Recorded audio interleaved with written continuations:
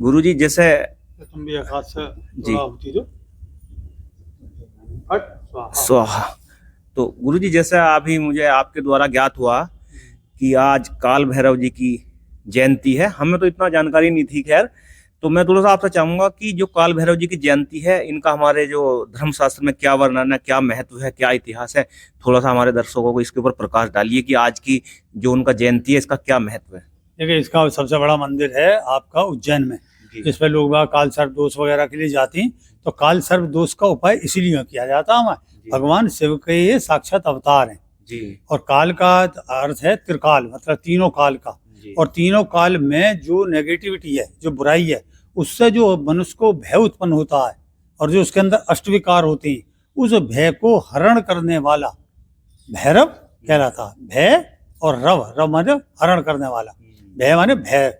जितने प्रकार के भय हैं मनुष्य के अंदर, अंदर हैं, बाहर हैं, समाज में हैं, या जो भी दुष्ट वृत्तियां हैं, उन सब का नाश करने के लिए। और जो काल में भिन्न भिन्न कालों में जिस भी प्रकार की वृत्ति इस प्रकार की उत्पन्न हुई होगी और आगे भी जितना भी चल रही है, इस सब के लिए जो काल भैरव जयंती मनाई जाती है भगवान की, जो है जिसकी वजह से वो अवतरित हुए और हमारे कल्याण के लिए उन्होंने दुनिया भर का सारा जो है पाप शाप सब हरते हैं। अब इस समय जैसे ये समय जो चल रहा है, आपका जब ये चंद्र ग्रहण पड़ा है, फिर सूर्य ग्रहण पड़ा, उसके बीच में पितृ बंध गए, और उसके बाद में आपका दीपावली आई, और उससे पहले जो है क्वार की नवरात्रि आई, और तब से लेके लगातार जो संसार में नकारात्मक और जिसकी वजह से बीमारियां फैली हुई हैं, तो वो सबका ये नाश करता है। इससे राहु केतु जितने भी ग्रहों का जो भी है आपके प्रति हानिकारक है, उनमें भी सुधार होता है। और देखिए, कर्मों का फल है नहीं। अब ये थोड़ी ना कि आप अनुष्ठान करेंगे और बुरे कर्म करेंगे तो ऐसे कैसे वो दे देंगे, वो तो तुम्हें ही पनिशमेंट दे देंगे।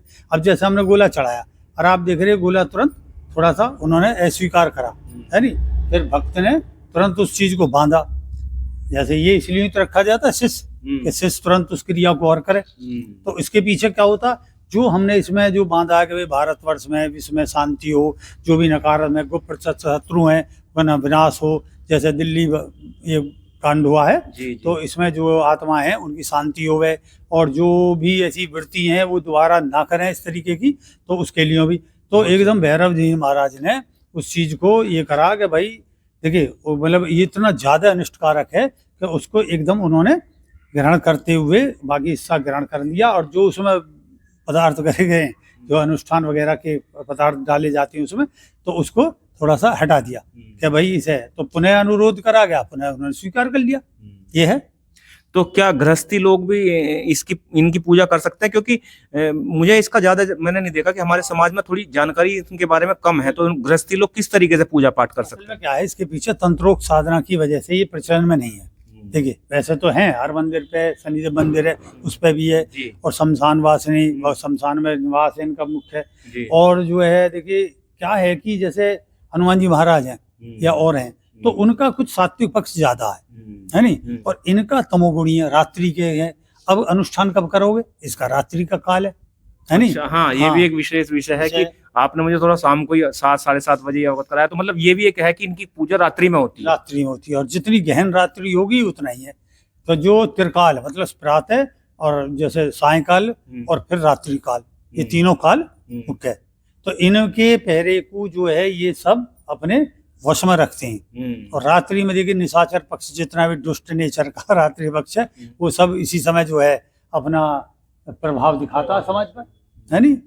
और हमारे जैसे अंकित बाबा है, ये तमाम शमशान साधना और काल भैरव साधना वगैरह वगैरह दुनिया भर की साधना, जितनी तंत्रोक्त साधना वो सिखाएं। तो आप जैसे यहाँ देखोगे तमाम फल अनुष्ठान सारी चीजें, ये अब ये भोग है, ये चीज डाली जाएगी।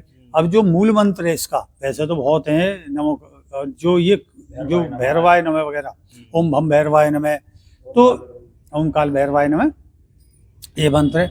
और जो इसका साबर मंत्र है, ये सिद्ध साबर मंत्र, ये गुरु परंपरा से मिलता है, समझे जी। तो ये बड़ा होने के कारण तो इसके 700 ही कर लेवे, कोई 500 ही कर लेवे, तो उसकी मतलब उसके अंदर बहुत सी शक्तियां भगवान भैरव की प्रसन्न होकर प्राप्त होती हैं।